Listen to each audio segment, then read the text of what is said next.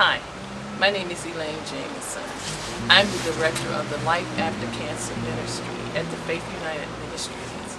The founder is Pastor J.E. Sturdivant, who is the pastor of Faith United Ministries at 7905 Fernham Lane, District Heights, Maryland. And on today, I just wanted to share with you a little bit about the Life After Cancer Ministry. The Life After Cancer Ministry gave birth about 14 years ago when I went to my pastor and my co-pastor and I shared with them that I had breast cancer, which was stage 3. At that time, no one in the ministry had really physically had gone through cancer, so it was a brand new experience for everyone, especially for me. When I went to my pastor, he told me, he said that you're going to live and you're going to be fine. But it was kind of hard for me to believe because I had a mastectomy, I had reconstructive surgery, and I had a hard time with chemo. I mean, everything that could go wrong with me went wrong with me. It even got to a point one day when I came and I told my pastor, I said, you know what, sir, I can't take this anymore. Even with the love, even with the support of the people in the ministry, even with the love and support of my family and friends, it had just gotten to a point where I just didn't want to do it anymore. I lost my hair, I lost weight, I was sick all the time, and it just seemed like it was one thing right after another. And he told me, he said, daughter, he said, you cannot die because you're going to start a ministry.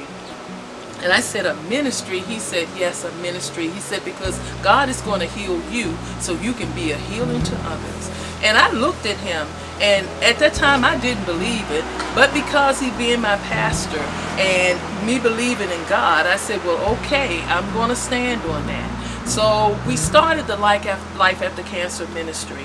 We started with about 3 to 4 people, LaVon Brown, Gene Sturdivant, and Wayne Graham and myself. We were the only members of the time when we first started. And we used to have little Thursday meetings at the church where we would invite people to come in and we would talk about having cancer and sharing. We would have little prayer groups and have little refreshments and everything. And we did that for a couple of years. And then all of a sudden one day pastor came to me and let me backtrack for a minute. We also participated in the Avon Walk, the Susan B. Coleman Walk, and the Light the Night Walk. And one day pastor came to me and he said, you know, you guys participate in everybody else's walk. He said, have you ever thought about Black having his own walk? And I said, sir? He said, yeah, have you ever thought about Black having his own walk? And I said, well, pastor, I don't know because we've never done a walk before. But anyway, that year we got together, the LAC team, and we put together our first walk. And our first walk was down at Haynes Point. And if you go onto our Facebook page, you will see it. It was so amazing. We made our own little paper signs. We had numbers that we put on our back. We mimicked the other walks because we had never done a walk of our own. And it rained. I mean, it rained hard that day, but don't you know the people came out and supported us? We even had police on bicycles that was riding along with us because they were interested in what it was that we were doing. So after we did it that year, it was like, okay, good. And then and people donated. And immediately, once people donated, we decided to start doing things to give back to the community. And we couldn't do it at a larger level at that time. So at that time, all we could do was give people plants, give them cards, and give them a lot of prayer.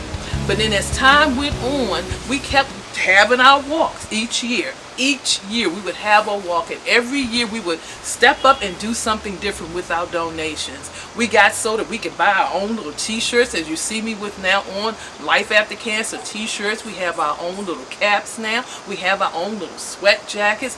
We no longer use paper signs anymore. We have our own banner that's made up professionally, and the money and the donations from all of the people who had gave stepped it up. We were able to start doing things at a bigger and a better level.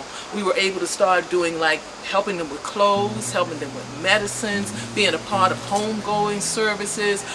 One of our young ladies passed and went to be home to be with the Lord, and we were able to give her daughter a wonderful gift card for her graduation on behalf of the Life After Cancer Ministry.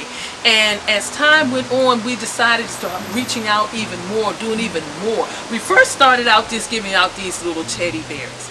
And everybody loved these little purple teddy bears. I mean, even the people who weren't going through cancer loved our little teddy bears because they thought they were cute, cuddly, and they were a reminder of something that was positive and good.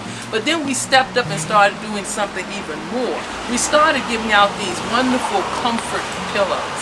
And what these pillows are, they're prayed for and anointed by our pastor, and each and every one of our LAC members signed these pillows with the words of encouragement.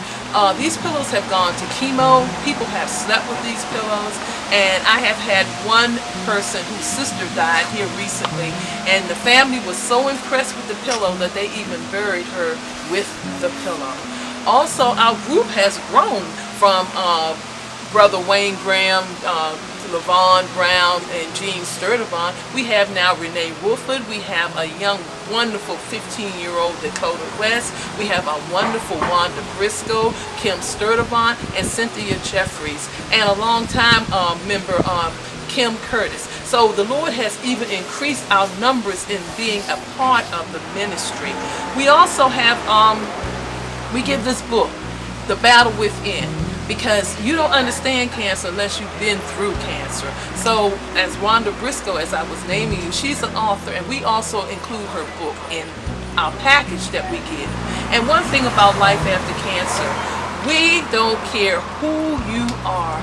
You can be from here to, it may sound cliche, to the moon, but if you come and tell us about a loved one, a friend, a family member, or anything, we immediately are going to jump on it and be a part of that person's life, because we want them to know that cancer is not unto death, and there is life after cancer, and you don't have to be alone.